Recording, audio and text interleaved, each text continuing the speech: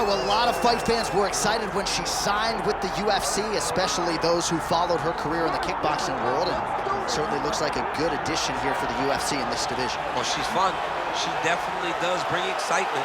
She's one of those athletes that you cannot take your eyes off of, and it's because of the way she fights. Her fight style is really, really good. The way that she attacks with that aggressive style, looking to take your head off, is why people tune in. And she walks to the octagon, and look at her face. She's so confident that she's going to get the job done tonight. She's not Keith Peterson, but she's kind of no-nonsense. I was a little bit intimidated when she walked into the fighter meeting. She is on a business trip, and we'll see if it is a successful one here in a matter of moments.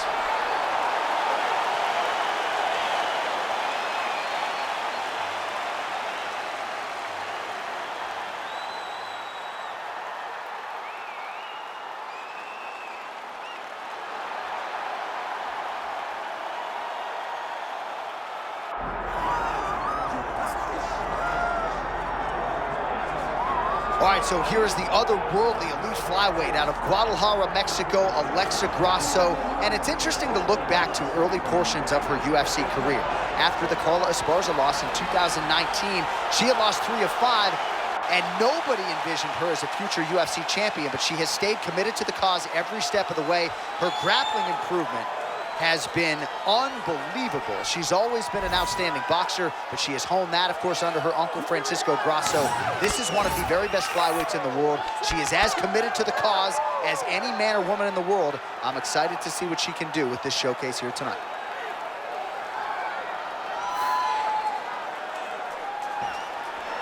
All right, ready to go here at the Rock, the Prudential Center in Newark, New Jersey. Both athletes have graced the octagon. Let us now see who will have the upper hand in this critical matchup here tonight. And here is tonight's tale of the tape. All right, now for the particulars, here is Bruce Buffer. Ladies and gentlemen, this is the main event of the evening.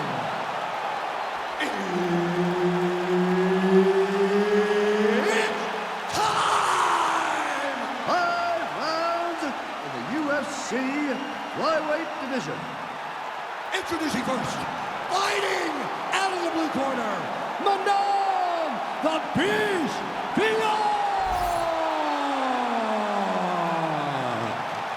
And now introducing her opponent, fighting out of the red corner, presenting the former UFC flyweight champion of the world, Alexa Grasso.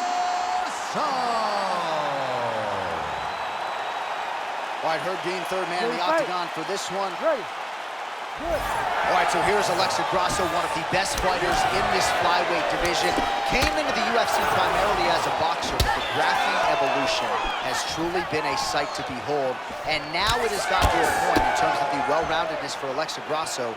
There is no safe area in mixed martial arts. We'll see if she mixes in the takedowns here tonight. All right, well, the kickboxer didn't like that hook very much. She's going to try to create some distance, but the boxer doing a good job getting inside and being heard from with those hands earlier. Well, she has to create distance, but that also allows for that lunging hook. Think back to Rose Namajunas and Joanna Jędrzejczyk. That jumping hook can also be effective, so she's got to be careful when you're fighting someone that possesses that punch, but possesses it in multiple different ways. Overhand left counter. And everything's landing with so much power. Oh, and there's another combination. She's turning this into a sparring session. Just high volume, and her opponent's got to make some adjustments. Opponent has to make adjustments, but she has to interrupt those combos. When she gets going into her combination, opponent needs to interrupt that. When she is this free-flowing, it is very difficult to deal with. No idea how these two women are standing. They are both landing massive shots.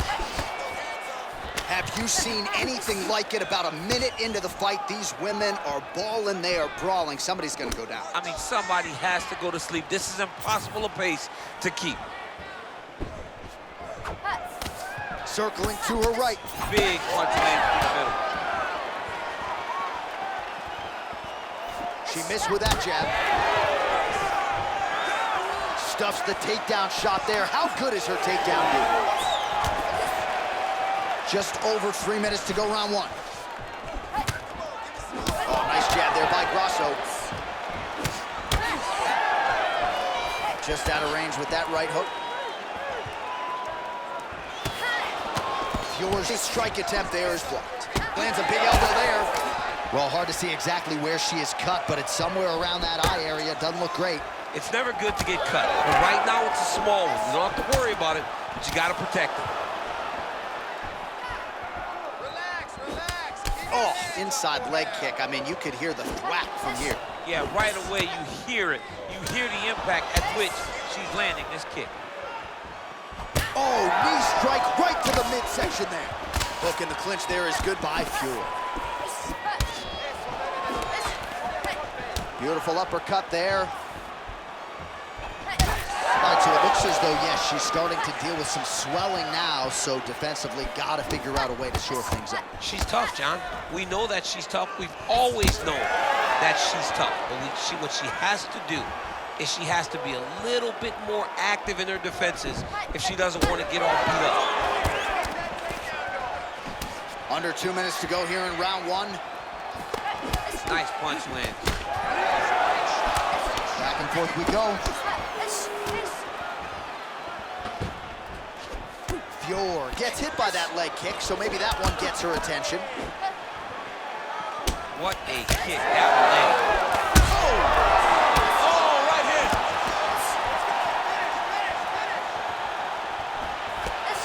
Beautiful shot lands to the leg there. Well, we could be looking at an epic comeback here. She rocked her significantly, but wasn't able to finish the fight, and now her opponent maybe creeps back in. Her opponent will now try to find a way to work her way back into this fight. It will be on her to once again land one of those brutal punches to try to knock her out.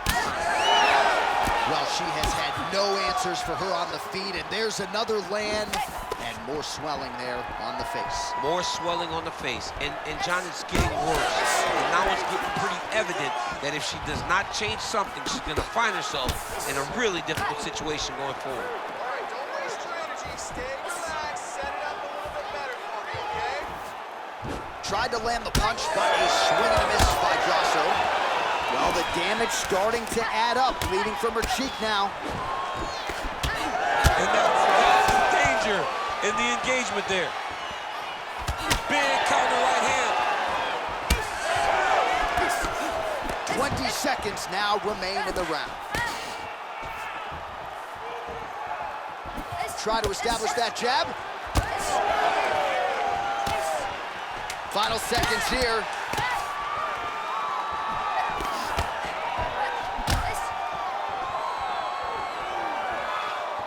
Looping left hand misses the target. Second round, straight ahead.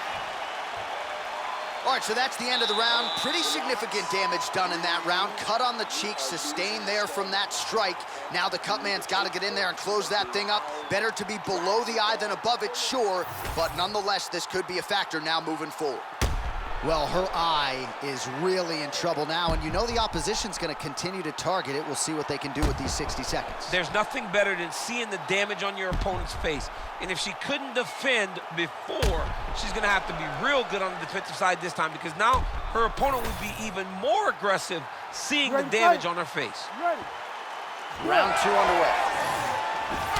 Well, pretty good showcase for these two women in the previous round as our next round gets underway. Some risk management in the previous 5 minutes there. This is a big moment for both of these fighters.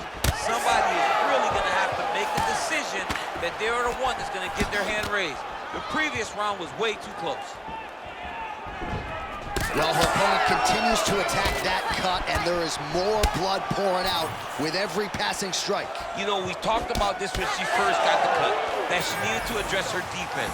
She didn't, and now she's paying for it. Fiorot gets caught by that straight punch. Can't take too many more of those. Oh, she's really starting to put together some significant body shots here, attacking both sides now. Fiorot's doing a nice job protecting the eye with that block. You don't want to absorb any more damage on that cut. Well, this is one of the more active rounds we have seen all night long. Both of these women have realized success with the striking, and both seem damaged. It's always fun when you get a fight like this. where you see the blood on both sides, where you see the swelling on both sides, where you see the concern from both fighters recognizing that, wow, I've got my equal in front of me. Let's see who can push through and get the victory.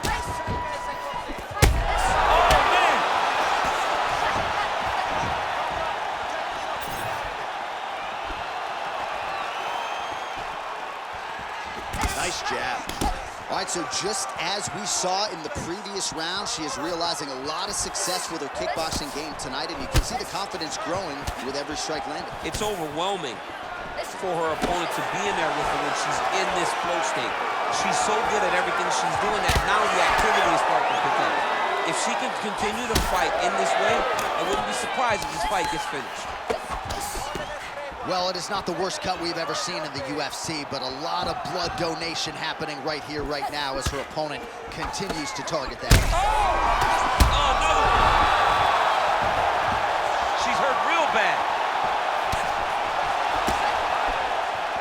And just misses with that big right hand. Good job by the defense to prevent that shot from getting through. Well, that swelling is getting out of control. Referee calls in the ringside physician. This could be the end of the fight, DC. It could be, because she's really struggling with the swelling. Her eyes are all beat up, and it's really taking a toll on how she's competing. She says, I'm fine, I'm fine. The doctor corrals the referee, and at least for now, this fight's gonna continue. Very rarely do you win that argument with the ringside physician. I'm good, I can still fight. They're like, yo, we gotta save you from yourself, but she got the job done. She's gonna have to make some adjustments. Well, she was a little bit hesitant in round one, but she has certainly picked up the pace here in this second round. It took her a while to find her range. She's in a strong striking rhythm now. Another one! We might get a stoppage here soon.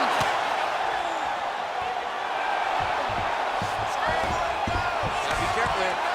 Nice job to target that cut and land again. Blood becoming a real factor now. You gotta fight back. All right, she postures up here, DC. We'll see if she can get those ground strikes here. Watch for the huge elbows that she's known for. Well, this is a tough fighter to buck off. Very good pressure and work here by Grasso. Oh, she's got big strikes landing now. Grasso's really pressing now, and she's got her opponent's belly firmly placed on the mat.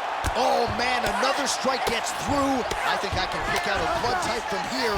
Might be time to call on the doctor. Lands the ground and pound strike.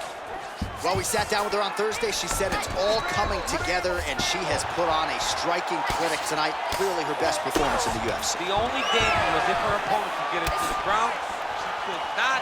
All right, so the referee has called for the ringside physician. Perhaps enough damage now to stop the fight. Yeah, it's too much. It's too much. It's over. Stop the fight.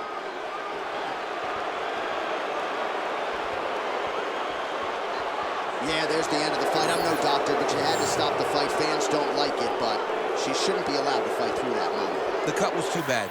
Great decision by the doc. All right, Bruce Buffer now inside the octagon has the official decisions.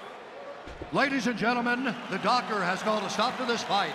Declaring the winner by TKO, Alexa Grasso. All right, so as advertised, this crowd going nuts after that result. We build this fight as two of the better strikers in this division. A boxer on one side, a more layered kickboxer on the other, but the boxer had the hands going tonight and gets the finish. Well, she was able to draw her into a boxing fight. The kickboxer has more tools in the toolbox, but she became a bit singular. And because of that, she found herself on the wrong end of a knockout.